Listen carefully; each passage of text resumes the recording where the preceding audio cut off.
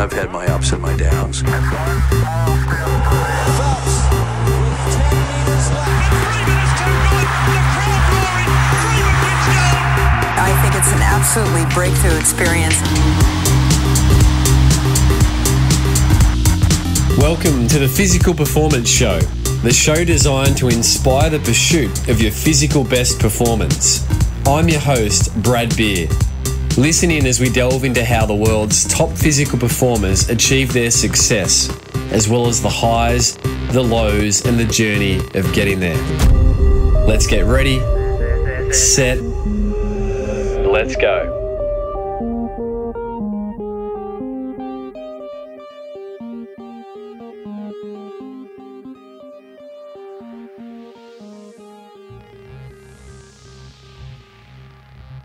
Welcome to another episode of the Physical Performance Show, brought to you by Gold Coast Marathon and Pogo Physio. I trust you've been having a great week, and I hope that you've been enjoying pursuing your physical best performance. On today's episode, I share a conversation with you that I had with two incredible runners that have come together for one incredible purpose. That's Eloise Wellings and Julius Achon. For many, you will recall Eloise Wellings, Elsie as she's affectionately known, who featured as a feature-length guest way back on episode 32 of the Physical Performance Show. Elsie is a dual Australian Olympian, having represented Australia at both the London 2012 and more recently the Rio 2016 Olympic Games, where Elsie was a finalist in the 5,000 and 10,000 metres. Julius Achon is also a dual Olympian representing the nation of Uganda. Julius himself has an incredible biography, having represented Uganda in both the 1996 and 2000 Olympic Games in the 800 and 1500 metres. Julius's PBs for the 800 were 144 and 1500 were 335 respectively. Following Julius's professional running career, he went on to become a pacer at Alberto Salazar's Nike Origin project, where he paced runners such as Galen Rupp, who competed at the Beijing Olympic Games. But it isn't so much Julius's running expertise that brings so much to his story. It's Julius's backstory that really will captivate you and will really give you a fresh perspective on just how fortunate we are in the Western world to live and lead the lives that we do. When Julius was 12, he was abducted by the Lord's Resistance Army in Uganda, who were waging the vicious civil war. Julius was taken away 100 miles to a camp where he later escaped and went on to run and win his first official race, which gained him a start in the district championships in a village called Lira. However, the story to get to this race is incredible. Julius had to run an amazing 42 miles, which he did 2 days before he raced. He took a day off and then he came out and he won the 800, 1500 metres and 3000 metres without shoes. Not long after that, Julius headed off to the World Junior Championships in Lisbon, Portugal, where he took out the 1500 metre title in 3:39 and came fourth in the 800 metres. This was the start of Julius's professional running career, a meet in which he purchased some second-hand spikes just before he took out the World Junior title. Just phenomenal. But there's a lot more to Julius and also Eloise's story than their running achievements. You see, Eloise, when in Portland, Oregon, ahead of the 2008 Olympic Games, which was to be the third successive Olympic Games that Elsie missed out on due to stress injuries, that Eloise and Julius collided. Not literally, but figuratively. And on today's episode, you'll hear about that fateful meeting and what ensued off the back of that in terms of the formation of the Love Mercy Foundation. A foundation that is empowering communities in northern Uganda to overcome poverty caused by the horrors of war. In addition to speaking about Eloise's and also Julius's individual stories and their coming together story, today we also touch on 2018 Commonwealth Games reflections. At the time of recording, it was only 2 days following Eloise's 5,000 metre race at the Gold Coast Commonwealth Games. Earlier in that week, she also raced in the 10,000 metres. And on today's episode, Eloise shares a reflection of a very poignant moment, a moment referred to by the ABC as the act of sportsmanship that defined the Gold Coast Commonwealth Games. Julius also recounts his experiences with the Gold Coast 2018 Commonwealth Games, and together they look ahead to the many great things that the Love Mercy Foundation is up to. You're going to want to check out the show notes for this week's episode. So let's jump in and hear from Eloise Wellings, 4 times Australian Commonwealth Games representative and dual Australian Olympic representative, Julius Achon, dual Ugandan Olympic representative, and together Love Mercy Foundation co-founders.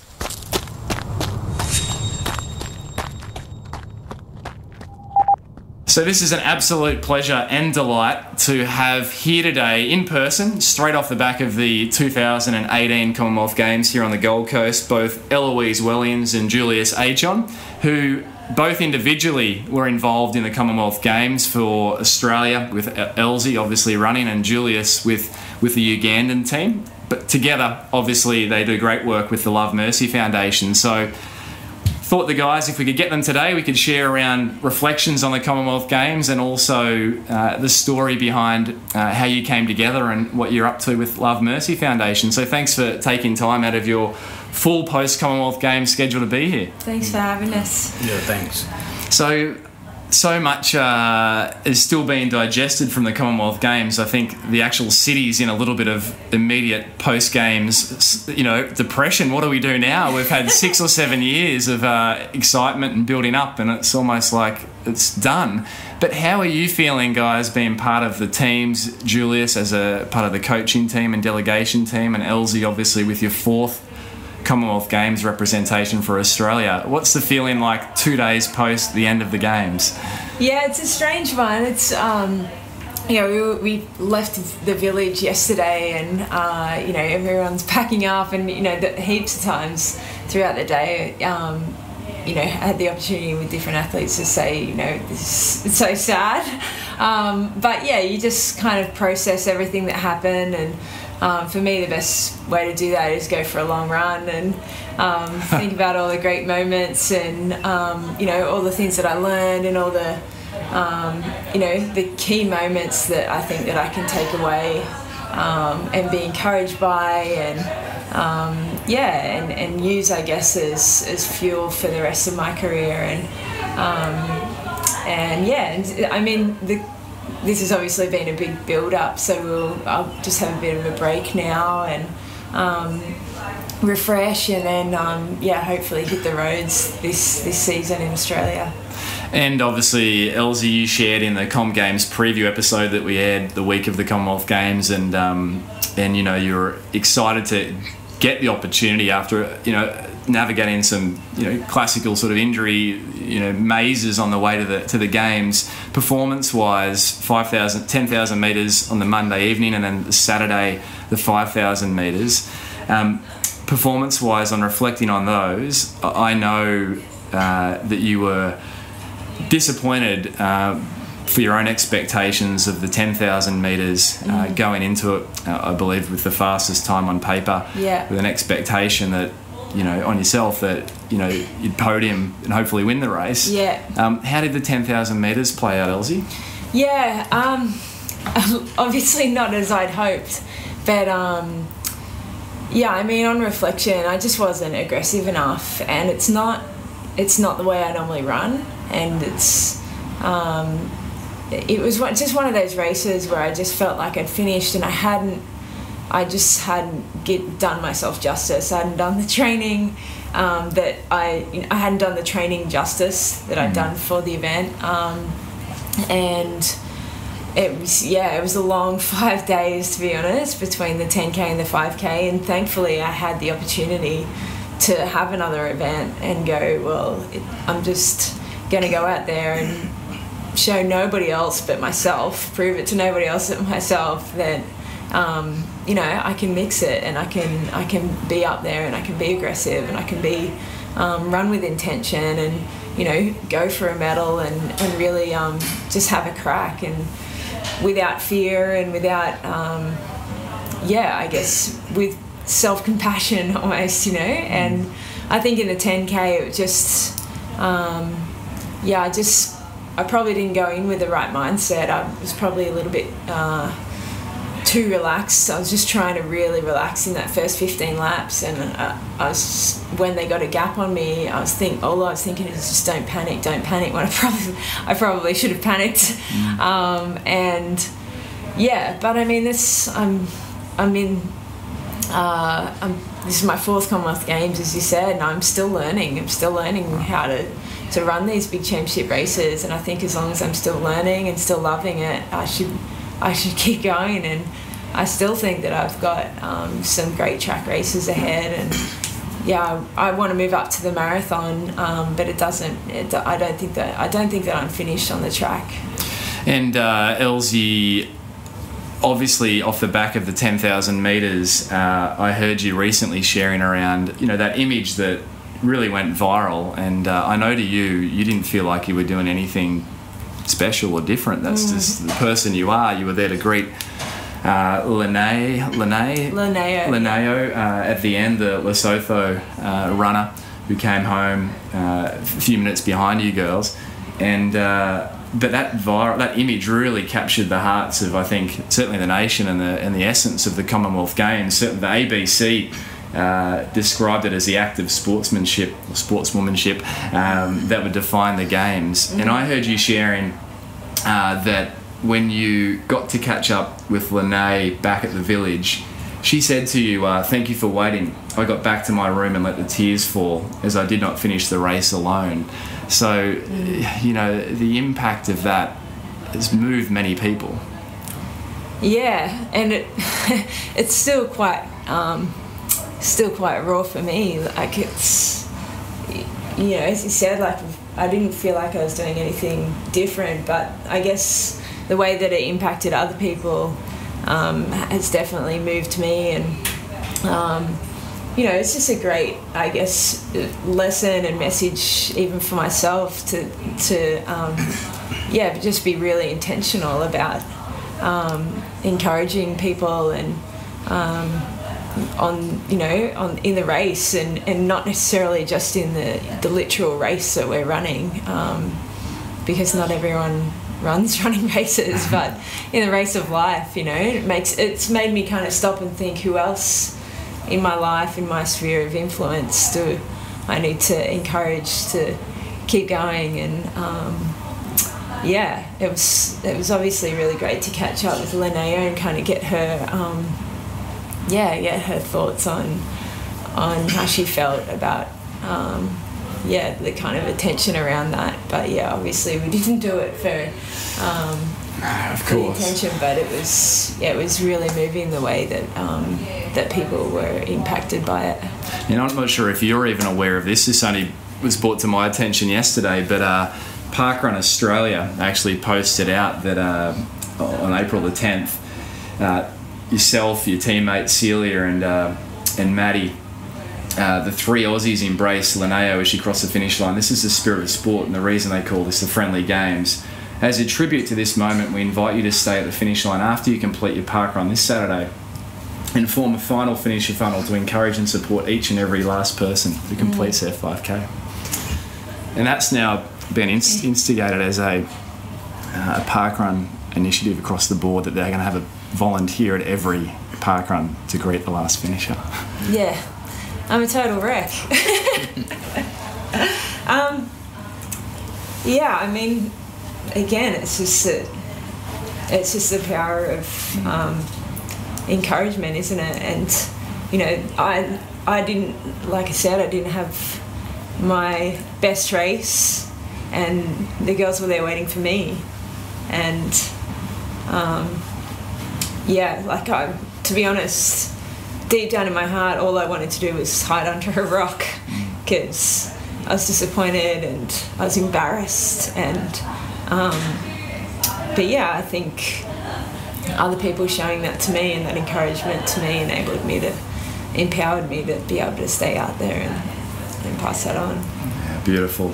And Julius, obviously you have been supportive of Eloise's performances since your own professional career was finished. You were sitting in the stands, I believe, that whole week. And what were your thoughts for Eloise post 10,000 metres ahead of the 5,000 to come? Well, first of all, I want to thank God, and it was great for me for the past 27 years. I've been competing. I never watched. I've been competing. It was my first time to watch in my life, so it was so emotional. And the day she ran 10,000 meters, I was still in Uganda in Parliament watching with at the Parliament office. But when the 5K came, that's when I asked her, if she got some tips. She said, yeah, coach told her something like, to be there. And then the same thing, I said, it's too late for me to advise what I can do. Just, stick here with twin, but avoid moving, unnecessary movement between. Because when you move in a race, you are running 2 races. Just stick there. If you're leading, lead controllably. So when they come to pass, you make sure you got some guys to keep up the pace. And I think she did a great race. Although 5K was something which is, she didn't have that much on her legs, but she did it perfect. And she did what everybody expected. Yeah. I think for me, I was pleased with it. But 10K could have been a big shot for her. And so moving off that, then you got regrouped for the 5,000 metres and your emotions. I saw an Instagram post that you popped up. Elsie used, I think, every emoji that exists for emotions that you had after the race to get ready for the 5,000 metres. Yeah. And as Julius, you just mentioned, you went out and executed, and you're satisfied with your 5,000 metres, Elsie? Yeah, I was just happy with my mindset throughout the whole race, and even going in, I was just ready to, as I said, just do myself justice, and I felt like I did that. I ran with intention. I ran with, some aggression, and just ready to attack and not give up at any stage, and almost to lean into the pain and not kind of not allow it to take me back. Just to kind of lean into it and accept that pain is a part of what I'm doing, and just embrace it, and open my arms to it. Don't surrender to it, but embrace it, and almost lean into more of it and not be afraid. It's interesting, just before you took to the track in the 10,000 metres, through my volunteering capacity in the medical team, I happened to be rostered on that night for the warm-up track, and you actually said something to me as you were getting ready. You're in your own space, but that I had never thought of a race in this manner. You said it's only 30 odd minutes, right? And it's only the last 10 minutes that hurts. Yeah. So for me, I always thought it was 30 minutes that hurts, but that was a really interesting insight. Yeah, and I mean, I think in such a big race, you do see it differently. You see it as like from the gun, it's going to be a whole lot of hurt, but really it's only when the kick down happens, and that it's going to, I mean, if you've done the training, if you train properly for it, it should really only hurt for the last 30 or 40%. The first 50-60%, it's still so crucial to remain relaxed and positive, and be conserving as much energy as you can for that kick home. But so that obviously that's still crucial, and your mentality and everything in that first half of the race is crucial to how you finish. Yeah, absolutely. And so well done, right? And I know it's still all raw and very much just really only a matter of 72 odd hours ago. So there's been a whole lot, and certainly, hold your head high, because Australia, I know, is certainly proud of your performances, and anyone that I've spoken to since about you has just remembered that. So so well done. And Julius, your own career, I had become aware of it through Eloise, and when Eloise shared around Love, Mercy, and the book that was written, The Boy Who Runs, The Odyssey of Julius Achon, fantastic read, and what a story. It's a long story short, but Julius, your youth was spent very differently to anyone that's listening to this inside Australia. You grew up in war-torn northern Uganda, one of 9 children, I believe. Can you take us through a little bit of your genesis story? Obviously, listeners, grab the book if you want to read the true, the full Odyssey, as it's called. But Julius, if you could just share a little bit around how you discovered running and then how that intersected with some of those very challenging days for you as a young boy growing up in northern Uganda. Yeah. Oh, thanks so much, and I want to thank those who are listening this morning. Growing up in Uganda or in Africa was very tough. I grew up in a place where the war began in 1970 till 2007. So at the age of 10, then the head of rebel commander came and recruited us from our village to go and serve in the war bush as a child soldier. So one morning they came and they kidnapped us or abducted us to go and fight. We were all given guns. So if you refuse, they would kill you. So the only option, we decided all to join them with guns. And I was 11 by then. So we walked 100 kilometers for 3 nights. In the bush, you're being tortured. We stayed in the bush for 3 months. Then later on, we escaped when the government plane came to fight the rebels. And on our way back home, we were 15 of us from the same village, and we were too young. The plane was mistaking us to be the rebels, and 9 of my friends were all gunned down. So 6 of us made it back home. And when we made it back home, so I decided to go back to school, 1989. And my parents were so poor, they couldn't even afford school fees, which was about $5 a semester. So the spirit that I came with, or I was told when you run, you would be given a free scholarship. So that's what motivated me now. I said, now, if I can, my dad can pay my school, I think let me practice how to run. So that's when I began my athletic career. And I went just to try, and then I found myself winning 3 races in the same day without shoes. And from there, I was elected to represent my district. So later on, they told us there was no transport to go about 72 kilometers. That's about 40 miles away. And I decided to run in the morning 72 kilometers to the race on Thursday. And I made it. So on Friday, I was still not rested, but I didn't feel like I was tired either, because I didn't know the difference of being tired or you have run too far. My main option was to be in a race. So the following morning, I ran 3 races, 3,000 meter, 800 meter, and 1,500. And I won all these without shoes at all. And from there and then, that's when I was granted a scholarship in the capital city of Uganda called Kampala. 1990. And when they told us we are going to compete in a 300 kilometers away drive, I thought I was going to run again. But thanks God there was a transport. I didn't need to run again. And that's when I was so scared to compete, because everyone else had shoes. I was the only one without shoes. So I chose only 1,500 meter. And I ran so hard. And that's what qualified me, and I was granted a scholarship to study in the capital city. And then in 1994, I was the only Ugandan athlete chosen to represent Uganda at the World Junior Athletics in Lisbon, Portugal. And I won a gold medal in 1,500 meter for Uganda. It was your first time to wear spikes? The first time even to wear spikes or shoes or put on any kind of running shoes. I bought it from a fellow Kenyan. And that's what changed my lifestyle from there and then.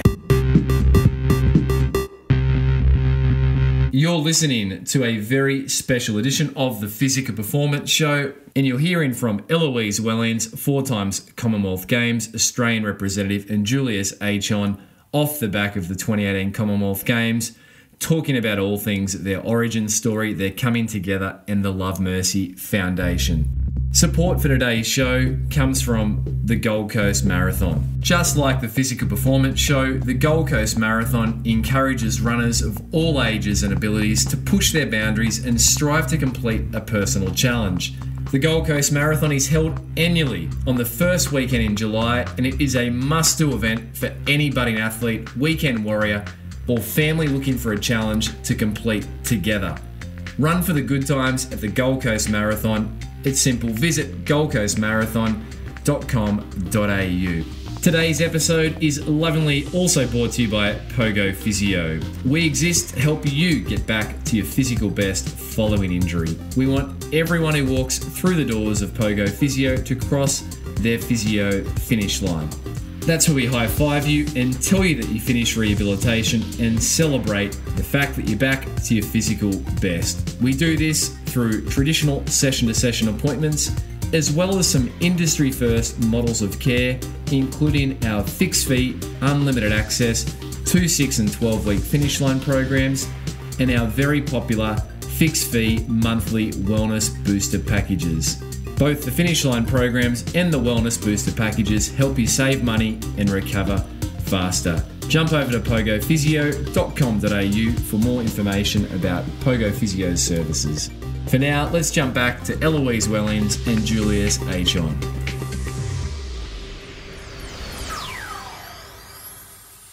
When you became, and I believe you were, from what I've read, the first Ugandan to win a World Junior title on the track with that run, the first time in spikes. Yeah, sure. Yeah, and that was the first time. And from there, then I was granted a scholarship to come to United States on a college scholarship. So from 1995, 1996, I ran the American collegiate record in 800 meter in 1 minute 44.55 seconds, which lasted for 20 years. Wow. And the same year, 1996, I represented Uganda in Olympics in Atlanta, Georgia, where I was a Uganda team captain. Then in 2000, I was in Sydney Olympics, 1500 meter, which I made semi-final. And still the war was still going on in Uganda. All my family, they were living refugees camp, and everyone's held, being killed. I would hear on the BBC News, northern Uganda being killed. I wouldn't know even if my parents were alive, because since I left in 1995 to United States, there was no radio, no telephone by then, even everywhere in the whole world. Except I remember when I came to United States, the phone were used by FBI. That's all the time I remember. So, the year 2003, I went back home, and then I was going for my morning run, and I found these 11 orphans laying under the bus, which they were homeless. Their parents were killed. So when I stopped, they started asking me for money. And then I said, I don't have money. Look, I'm from running. Where are your parents? They said their parents were shot. They use, they use the word shot, which means they were killed. So as I said, I don't have money. Can I walk to my family? So they all decided we walk. And my mom, my dad, and their siblings were all living in refugees camp with a small, tiny grass hut. Everybody sleep on the floor. And I told my dad and my mom, I said, can you take care of these kids? Lucky enough, Nike footwear, they called me to come to United States on a contract, which for me was huge because I was making only $5,000 a year. But when Nike said they would give me $20,000 a year, was good. But again, it was so hard to live in $20,000 a year in United States because I was paying rent, health insurance. I had to save $100 to send back home, which was tough. And all these in 2008, thanks God, that's when Eloise flew to Portland, Oregon to train for Beijing Olympic. We all live in the same house. We about 6 guys, and she was the only lady, including my wife. So there were 2 ladies and we were 6 guys living in the same house. And when I woke up, I found her doing a stationary bike in the house, which was shield made out of altitude. So when you are training inside the house, it's like it's very high altitude there in the house. I don't remember how many feet was high, but you feel the breathing so different. So when she looked very frustrated, I asked her, I said, what's wrong with you? She said, she has a leg problem. And then I remember I told her, I said, if I tell you my problem, your leg problem is a very small issue if I tell you my life story. So that's when I began sharing my life story. How I was abducted as a child soldier. I ran away, my friends were all killed, I survived. My mom was shot and killed in 2004. I have 11 orphans. I have to save $100 to send back home every month. And she was touched. I remember we went for a morning run. I was driving her in my small Honda car, 1995 Honda. So she stopped by the bank ATM machine and she gave me $100. And it was such a relief. I came back home in the house. I told my wife, I said, you can't believe this. This white woman from Australia gave me $100. So my wife said, wow, that's good.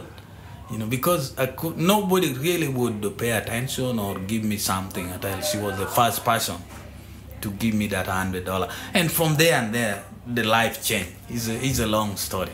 And that year, at that point, was 2000. This was leading into Beijing, Yeah. and I know, Elsie, you were there on I believe it might have been the world's first Alter G anti-gravity treadmill with your foot stress injury. Yeah. Hoping to still make the Beijing Olympics, which would have been your first Olympics after missing out on the prior two, Athens and Sydney, due to stress injuries. Yeah. And it was a very low point in, I believe, your life, particularly your running career. And so this was all in the lead up to that. And Julius, you were trying to, you were pacing only leading into Beijing, or were you trying to qualify for your third Olympic Games? I'd already qualified for the third Olympics in 2004. But when I had the news that my mom was shot by the rebels and they wanted $1,000 to remove the bullets from her, she bled 4 days and died. And that was the end of my time now to compete international for Uganda. And the Nike track coach asked if I would pace the athletes. He would pay me the same. And I said, yeah, sure. So I became a pacer, which had less pressure on me than competing for Uganda, because I feel now like, why should I compete for the country when there's a war, my family being killed? In that year, my aunt was killed with all her 7 grandchildren and was burned.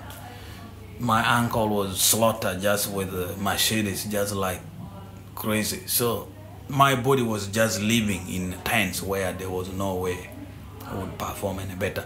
And I had to run, maintain scholarship, I had to run and maintain this monthly payment for survival. And Julius, do you mean, with representing Uganda, you felt that it wasn't the nation you wanted to represent because of what was going on inside its borders, or that your best energies couldn't be directed to your running because obviously with the loss of your mother and then other close family members, that you just felt like running was not the priority that it once was? No, running was the first thing that I wanted because it was giving my way of my life through. But now when I was done with a scholarship, and then again I was now to try to run professional to make a living and to represent the country, but it was not working at all, because every morning you wake up, you heard the news, one of your family being killed. Every morning you wake up, you hear the sad news time to time. So the body is not resting. You are not free on your mind. So then I just quit running for any competing international. Yeah. Then I decided to be a pacemaker, which I was making a minimum living to make a survival daily by daily. But you were pacing, and it was, I believe, Alberto Salazar that invited you to Portland for pacing. I was really a great pacer. I would say great pacer because I was doing both women pacing and men's pacing. And any pace that they tells me to go, I would take that pace. It was, my body was calculated for any kind of moment. Just like, so when I began helping Eloise in pacing, she was so amazed to see whenever any pace she asked, I would take her that moment. And which is still, I can do a little bit being 41 years old, but I can't face any longer. But sprint, I can do it. Wow. So, I mean, Julius, obviously that's, you know, the snippets of your story, but I know when I first became aware of your story through Eloise and the Love Mercy Foundation, anyone listening in a, you know, a wealthy nation like Australia, it's almost this, you can hear the story, you can hear the atrocities, you can see it briefly on news, and by no means is that fully reported, I'm sure, but it's almost like there's still this, like it just, you know, there seems like this divide between hearing it and actually experiencing it, and obviously that's going to exist, but I think the work that you do together and bringing attention to it opens the eyes of, you know, of people in nations like Australia. So thanks for sharing. In terms of the foundation, I mean, you both met in that home there in Portland, Oregon, and Elsie, at that point, you know, obviously Julius brought perspective to your situation, but how long after that did it take for you guys to formally, I mean, Elsie, you immediately went and withdrew $100 to help with the orphans, the 11 orphans that Julius was supporting. But what was the story from, you know, chronologically to then form the Love Mercy Foundation? How did that formally happen? Yeah, so Johnny and I left Portland in July that year, and I mean, I didn't end up making the Olympic team. My foot healed and everything, but I just wasn't fit enough to be on the team, and so when we left Portland, Julius said, you know, Grace and I, his now wife, are getting married in Uganda in January the following year, and well, he said, would you consider coming? And Johnny and I were like, yeah, we'll come to Africa. And he didn't really believe us that we would come, and the whole time, even when we got to the airport and he picked us up, he said, I didn't actually think that you were coming. But yeah, so we went to Uganda and went to Julius and Grace's wedding, and went and visited the kids that Julius had been caring for, and just saw the devastation that the war had left in Uganda, and then when we left, I remember on the way home having a conversation with Johnny, talking about what we could do, and we should start something in Australia and raise money to try and help Julius with his vision of helping people back on his feet in his community. And then I met Caitlin soon after I got back from that first trip, and told her about it. And Katie was working for my brother at the time and studying international development at university, and which is the relief of poverty in developing countries. And she was like, you know, can I help you start this? Because I was like, this is what it's like, this is what we want to do, and we don't know where to start. And Katie was the founding CEO and took care of all of the administrative side of starting a fully fledged foundation and the tax deductibility, which took us 6 years, but thankfully we've got that. And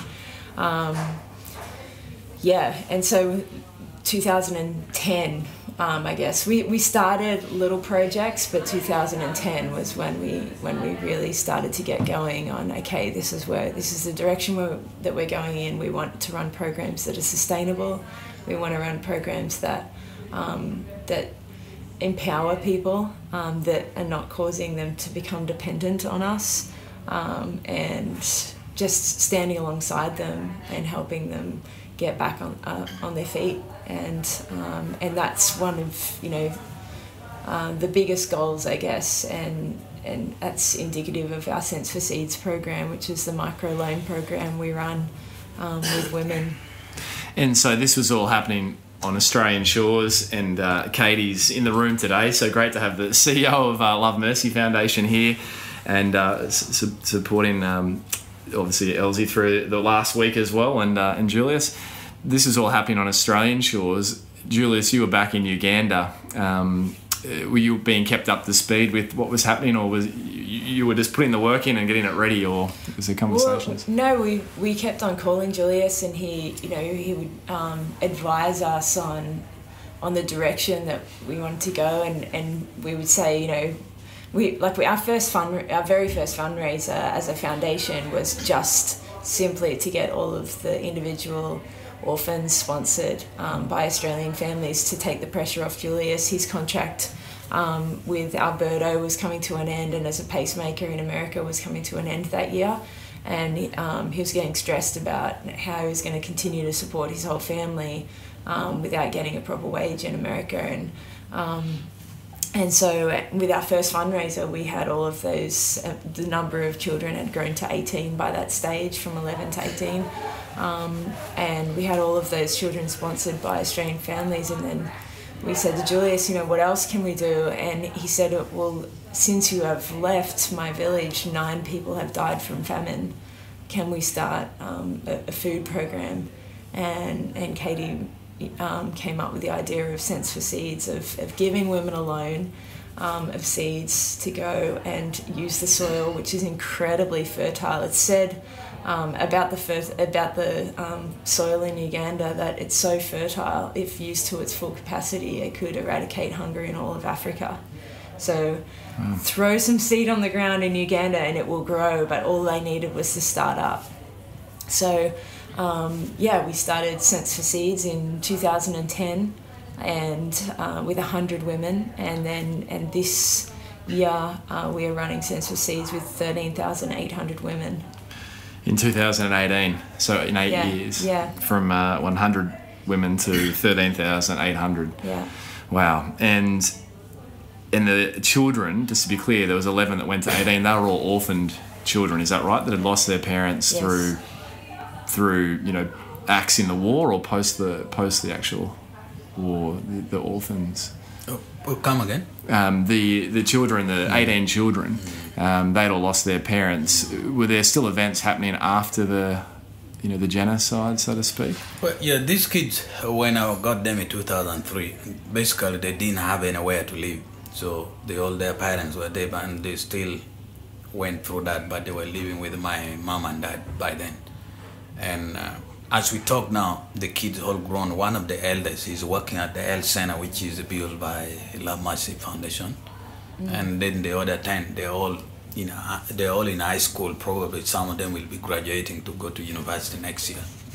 So they're all doing great alive, and they're specifically more on academic. None of them are runners. So that's one thing. So we started with the children, 11. and then we grew into Sense for Seeds because the program actually empowers the family to send their own children to school. And of course, there's still a need to sponsor individual children because they may be orphaned. But the way Sense for Seeds works is so that the family can actually create their own livelihood, to do all those things themselves, to educate their children, to feed their own family, to use it for other household items. So with a 30 kilogram seed loan, they can harvest around 300 kilos of food. With that food, they can feed their families, sell it at the marketplace, use that money to educate the children. And it's just a flow-on effect that we're seeing. And then at the end of the season, they actually return the loan so we can pass it on to another woman. So it's just feed forward, it's just self-sustaining. Exactly. And the seeds, practically, are they different crops? And yeah, so the women actually choose the seed themselves. Usually it's beans, rice, or sesame. They're quite they're not as weather dependent. And that sesame especially gets great harvest, and it's obviously a really nutrient-dense crop. And 13,800, women that then obviously affect the families. How much more work's to be done? What's the scale of the need in the area? And are we talking about northern Uganda or a specific region, or how far does Sense for Seeds and the work of Love Mercy extend? Well, I mean, we want to reach as many people as we can, as many families as we can with Sense for Seeds. We just want to keep stretching the tent pegs, and I guess we've started with with Julius's community, and we've just expanded out from there.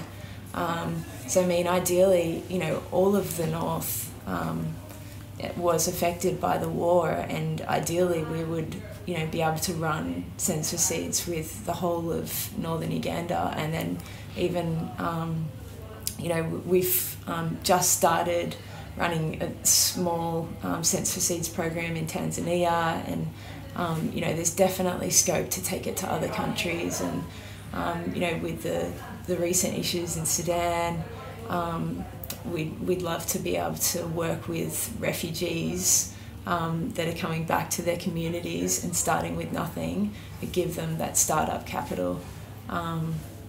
Yeah, so I mean, we have massive vision for the program, but we're completely reliant on public donations. So we are basically dependent.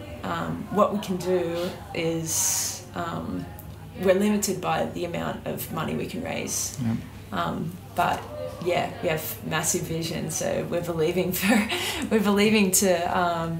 have the resources to be able to reach people with the program and help them get back on their feet.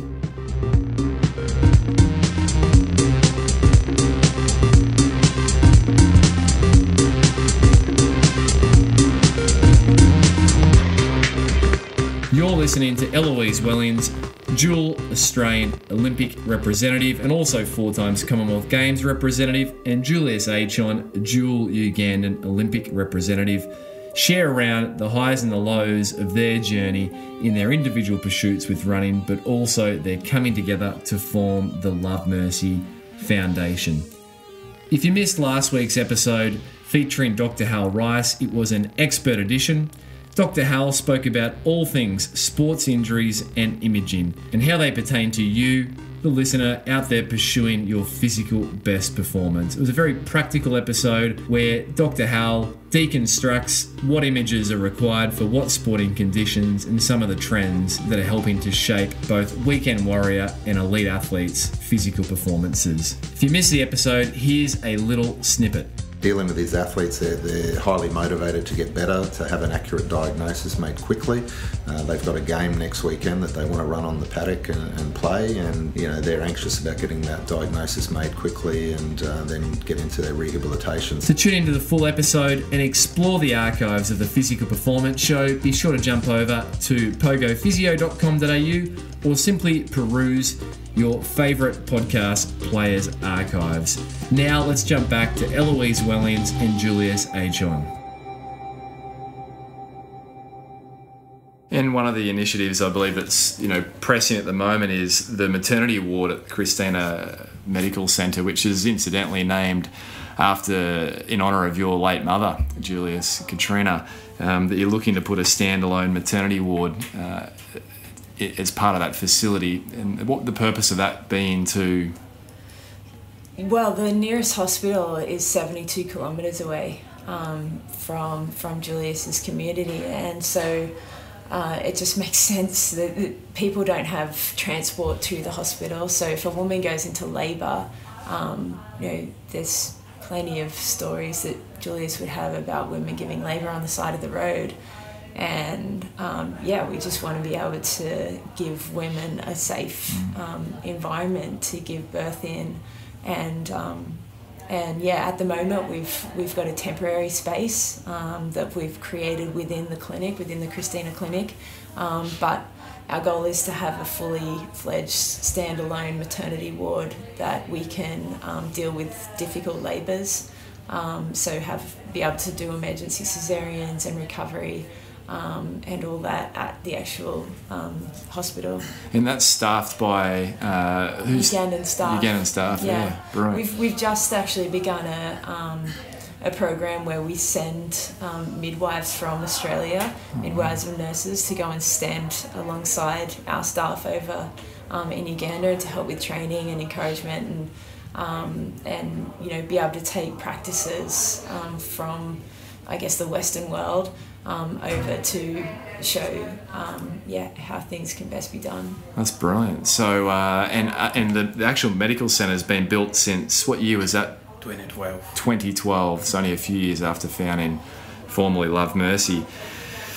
If listeners, and we touched on this way back in episode 32, I think it was, Elsie, when we first spoke and featured your story, but if listeners would like to do something to show their support for the Love Mercy Foundation, what would be the best things listeners could practically do? Yeah, I think if you're in a position to give or sponsor a woman through Sense for Seeds, it costs $30 to send it, to have a woman go through the program. You can become a recurring donor, which would be awesome. I mean, there's so many. Every donation counts. $5 will actually save someone from malaria. We'll be able to pay for malaria medication. So it's just such a small amount of money can actually save lives and has an incredible impact. So we are so grateful for any amount that's given, and just connecting with us, following the story on Instagram and sharing what's happening on the ground for the Love Mercy Foundation, and just coming alongside the journey with us. We're just doing our best, and we need all the help we can get. And I think it's nice for listeners to know, sometimes in nations like Australia, we can feel so removed, and the problem seems so big, and this, it's easy to pull back and sort of think, well, I can't really make a dent in any significant way, so I won't do anything. Yeah. But even from $30 it doesn't have to be a recurring donation, like ongoing sponsorship. It could be a one-off charitable gift of as little as $30. Exactly. And I think, hearing stories like Mary, the oldest orphan that Julius picked up that day and took home. She's now gone through nursing college and is now a nurse at the clinic.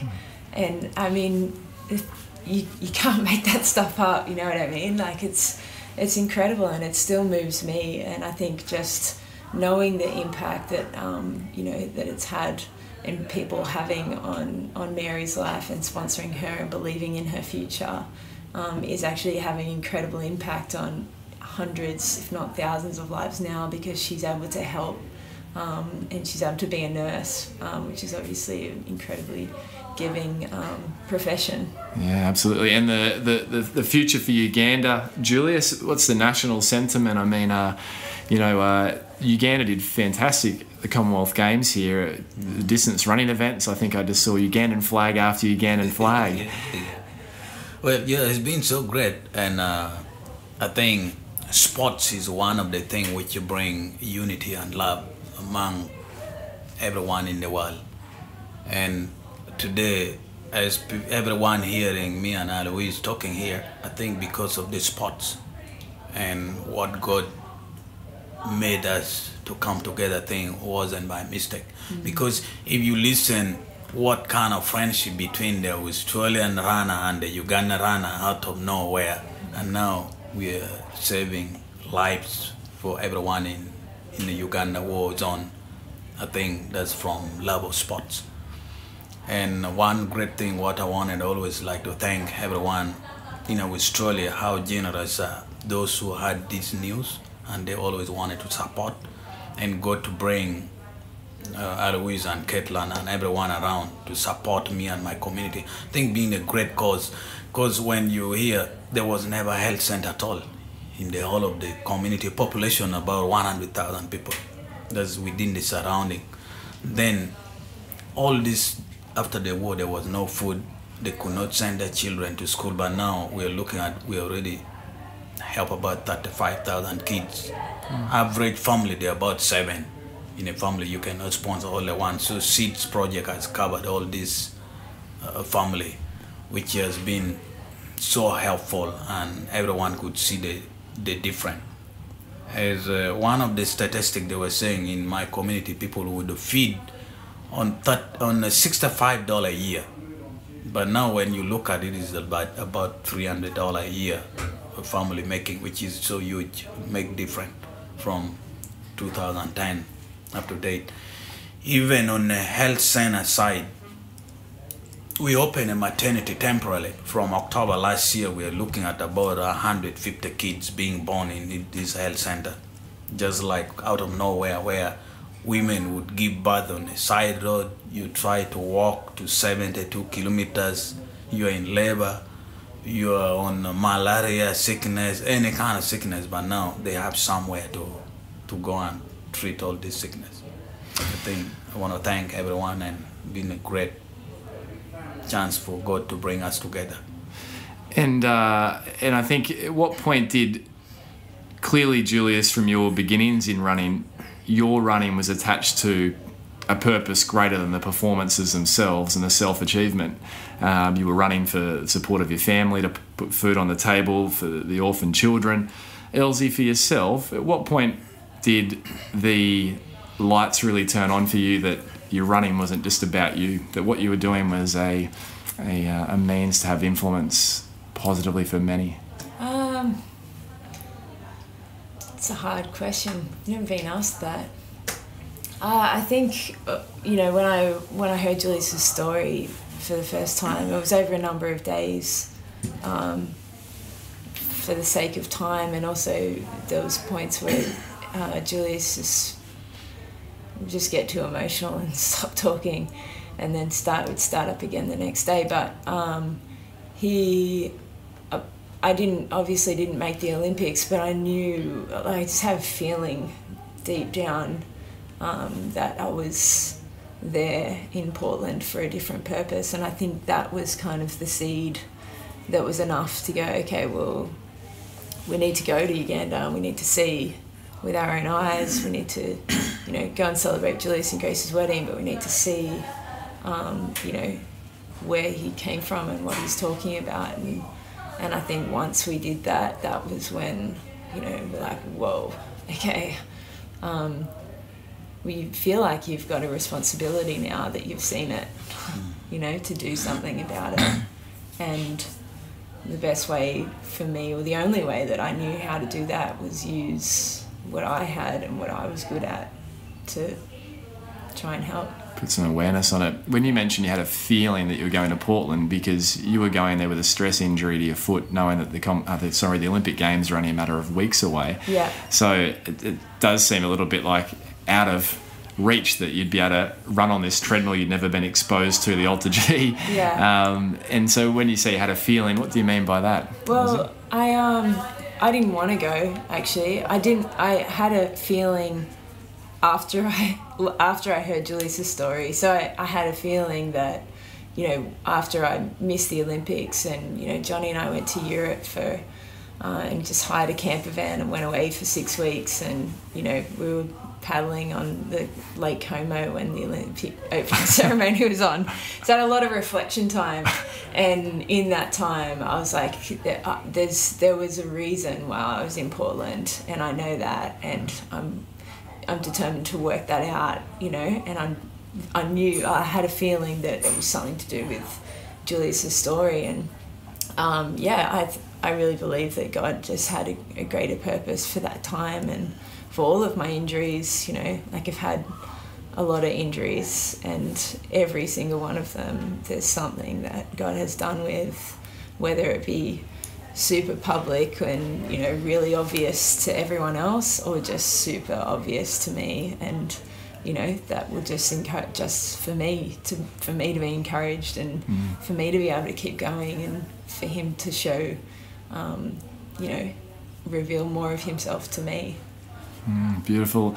And certainly as an example of that, encouragement to others, when I posted that the three of us were getting the opportunity to connect today, a few of the comments here from some of the regular listeners of the Physical Performance Show. Kate Barnes said, yes, Elsie is such an inspiration. Would love to know how Elsie found the strength to come back after your bony stress injuries. There was 10 in 11 years, which we've covered in the previous episode. So Kate certainly jumped back to episode 32. But Kate goes on to say how Elsie has adapted to training to overcome the recurrent injuries and modified your training post-pregnancy with Indy. So excited. So there's a lot of love. And then Bell and Boys said, this is going to be a good one, can't wait. Be interesting to hear about running with purpose and a bigger picture, not just individual outcomes. So I think everything you've both shared today really speaks to that. And certainly one of the lines that I picked up in researching today, I think is just beautiful. It's that you want love, mercy's there to stand beside people, and then we link it back to what's just happened at the Commonwealth Games and that iconic image. And there's really a theme, I guess, for both your lives, right? Yeah. So, sport, in bringing this to a close, I think my takeaway from being involved with the Commonwealth Games this year was, how it does bring unity. Like, you've got people from different nations.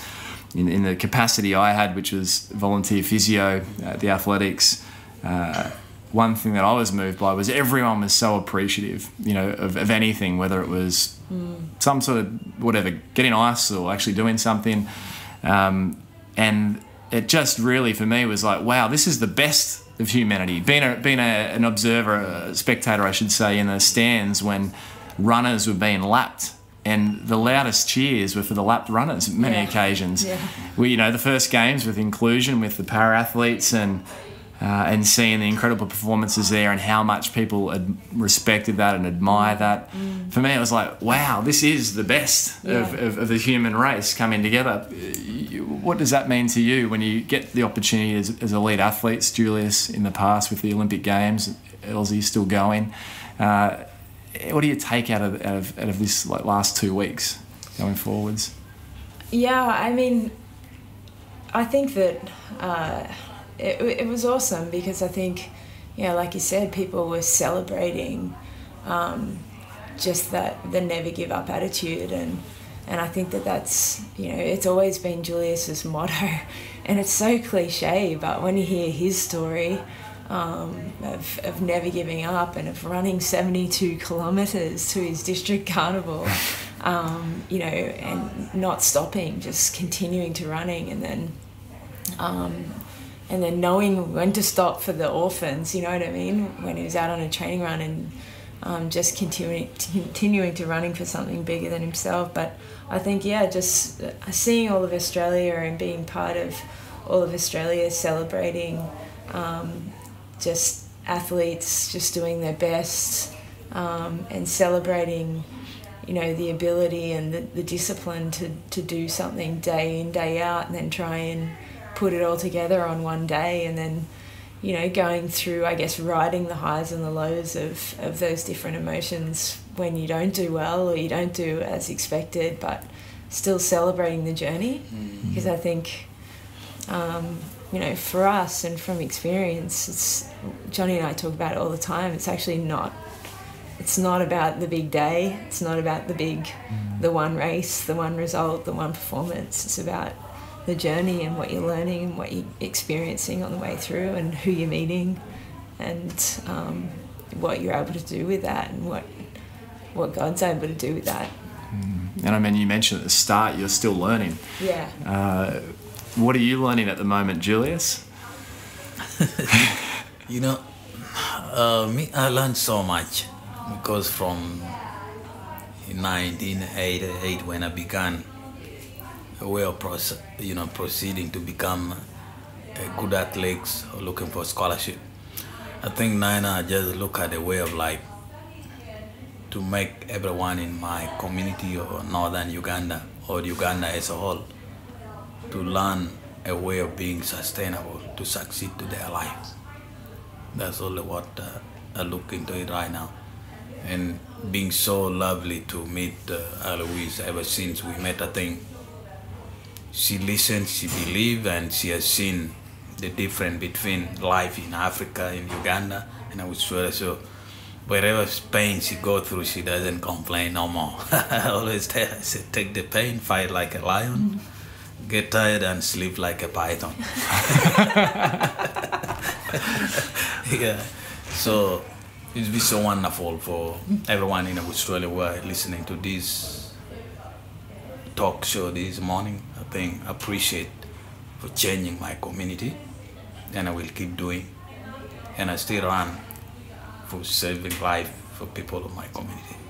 Beautiful. And I must ask the final question: what did compel you to stop for those orphan children that day? You're out on a training run, and anyone that runs knows that you see things and you have a choice to stop or continue on.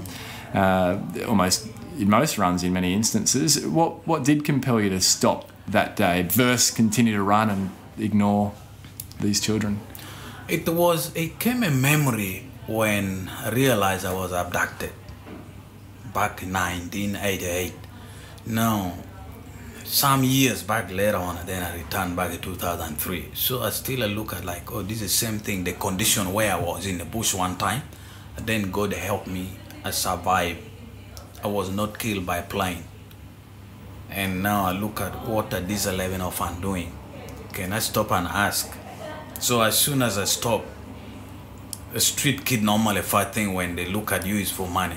So that's what like they started asking like, oh, can you give us some money? Seem they've been asking for everyone. Because like looking at me dressed in a sports attire, running shorts and a singlet. Something could have been new to them not to ask me. I think it was something connected with God as well.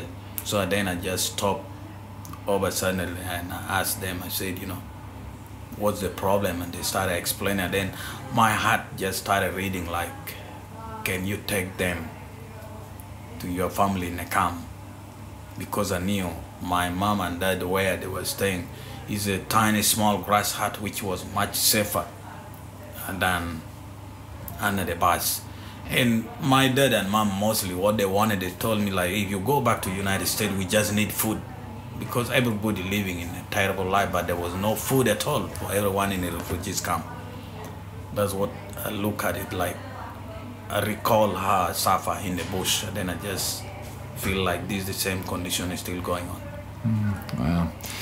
Julius Achon, Eloise Wellings, Caitlin, CEO of Love Mercy Foundation, thank you for stopping and sharing so generously today. After this, I know there's other engagements you have post Commonwealth Games for both of you. And Julius, when do you fly back to Uganda? I leave back on 22nd on Sunday. So I come about 2 to 3 times in Australia here. Yeah. And doing a fundraising run and speaking and visiting friends, Eloise and Love Mercy Foundation board members. Is that 2 to 3 times per year? 2 to 3 times, depends. Yep. So fantastic. Well, safe travels and thanks again, guys. Yeah, thanks, Brad. All right. So, there you have it, another episode of the Physical Performance Show. I trust you enjoyed today's episode featuring both Eloise Wellings and Julius Achon. If you did enjoy today's episode, then please be sure to let myself, Eloise, Julius, and the Love Mercy Foundation know. You can find our handles over on social media or via the show notes. If today was your first time tuning into the Physical Performance Show, then a mighty welcome. If it was your 107th time, then thank you for your ongoing support. If you enjoyed today's episode and know someone who would benefit from the sharings or simply enjoy the episode, then please take a moment to share the link with them. Sharing means a lot and it helps the show grow by getting the Physical Performance Show into earbuds of more people who, just like yourself, are pursuing their physical best performance. Don't forget also to hit subscribe from within your favourite podcast player. That allows you to get each and every episode as they go live Thursday evening each and every week. Lastly, if you've been enjoying the show, then please consider leaving a rating and possibly a review on iTunes. It's really simple. You can do it now from your smartphone, not just your desktop computer. Jump over to iTunes, click ratings and review, and rate away. A big thanks this week to a faithful show listener and, in fact, very dear friend of both of today's featured guests, Katrina H, all the way from Israel. Katrina rated the Physical Performance Show 5 stars and commented, "Love this podcast. Thanks, Brad. The interviews are authentic and engaging. Your guests are world-class and you draw out such great content from them. I find it both inspiring and super helpful for my own running and life in general. I rarely have a long run without your podcast in my years. Keep them coming." Katrina, thank you very much for taking the time to leave a review and also your ongoing support of the Physical Performance Show. And I know you are such a champion for the cause that is the Love Mercy Foundation. So we love your work.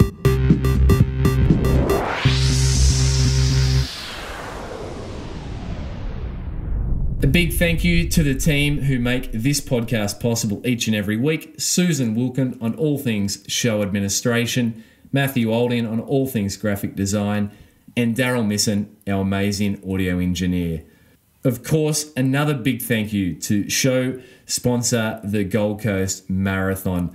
Do not miss the Gold Coast Marathon. Whatever you do, it is such an incredible weekend. And in fact, Eloise Wellings, one of today's featured guests, has been a regular at the Gold Coast Marathon, taking out the 10-kilometre event in the 2017 edition just recently. Gold Coast Marathon support makes this show possible.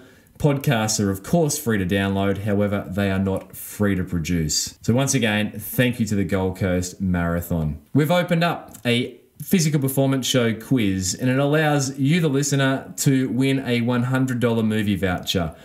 We'd love your feedback on how we can improve the show. So we've opened up the quiz. It's over on the podcast page at pogophysio.com.au/podcast.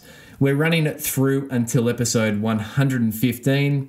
And by simply leaving your thoughts around what we can do better, how we can improve, or what it is that you specifically like or don't like about the show, that you can go into the draw to win the $100 voucher for cinemas of your choice. So jump over to pogophysio.com.au/podcast.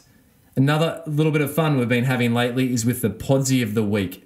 Don't forget to take your Podsy, screenshot of the episode you're listening to, and share it on social. Tag in at pogophysio or at brad_beer for your chance to win a signed copy weekly of my Amazon running and jogging bestseller, You Can Run Pain Free. Congratulations to this week's Podsy winner at Lucy Mermaid. Lucy, a copy of the book will be coming your way. Lucy went for a quick spin before work whilst listening to one of the episodes on her cycling ergo ahead of a shift at work. Great work, Lucy. And finally, if today's episode moved you and you want to find out more about the great work that the Love Mercy Foundation is doing in Uganda, then be sure to jump over and check out the URL, lovemercyfoundation.org, that is. There you will find out a whole lot more about the great projects that Julius and also Elsie shared around today. That is the Sense for Seeds project and also the Christina Health Centre. Love Mercy has the goal to loan 20,000 women seeds through the Sense for Seeds program by the year 2020. Don't forget to donate. Remember, you can do a one-off donation. It does not need to be recurring. Jump over to lovemercyfoundation.org. Whilst on the Love Mercy Foundation site, don't forget to pick up your copy of The Boy Who Runs, The Odyssey of Julius Achon. It's an incredible read, one that I've personally read, and the reviews are incredible. Coming up in next week's episode of the Physical Performance Show, we jump back over to an expert edition. This expert is a gentleman who I have followed for my entire professional life as a physiotherapist. I'll bring you a conversation next week that I had with biomechanist, professor of 32 years of Waterloo University, Dr. Stuart McGill. We're yet to feature an expert edition around all things back pain, and this is a great place to start. In the episode, we cover how backs get injured, knowing how to assess lower back pain, and optimally rehabilitate the injured back. We also talk about ultimate back performance for the athletic back. You're not going to want to miss it. Dr. Stuart McGill is one of the world's preeminent authorities around all things lower back pain. He himself has consulted with some of the world's leading athletes, Olympic champions, UFC fighters, baseballers, basketballers, presidents, and Hollywood stars. He's a wonderful gentleman who spent a very generous 90 plus minutes deep diving on all things lower back pain. It's a very practical episode, so don't miss next week's expert edition with Dr. Stuart McGill. Following that, we jump back to a featured athlete, and that is Stephanie Rice, 3 times Olympic gold medalist from the Beijing Olympic Games. So stay tuned, the Physical Performance Show. Until then, keep pursuing your physical best performance. I'm Brad Beard.